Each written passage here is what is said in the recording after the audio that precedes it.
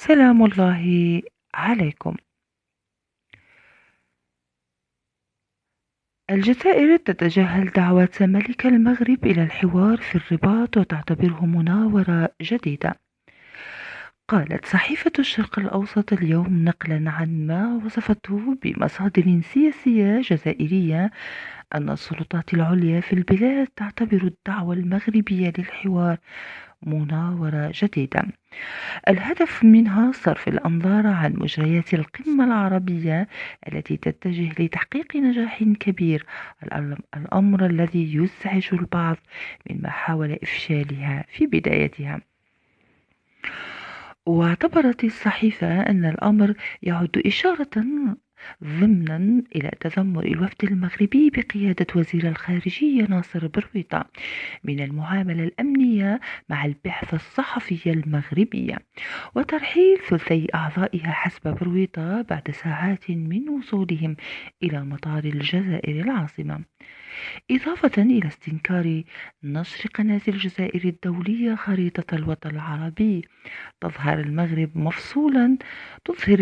مفصولا عن الصحراء، وهو ما نفاه قطعيا وزير الخارجية رمضان العمامرة لادعاءات برويطة والإساءة للصحفيين المغاربة، كما هون من قضية الخريطة معتبرا أن الحدث ليس مؤتمرا متعلقا بالجغرافيا، وإنما هو اجتماع للدول العربية. وذكرت الصحيفة أن الحكومة الجزائرية رفضت التعاطي مع دعوة مع دعوة وجهها العاهل المغربي محمد السادس للرئيس عبد المجيد تبون لزيارة الرباط بغرض الحوار في موقف يعكس نظرة الجزائريين للمشاركة المغربية في القمة العربية التي اتسمت بالاشتباك والمشاحنات خلال فترة التحضيرات لاجتماع القادة. وكان وزير الخارجية المغربي ناصر برويطة قد كشف في تصريحات لوكالة فرانس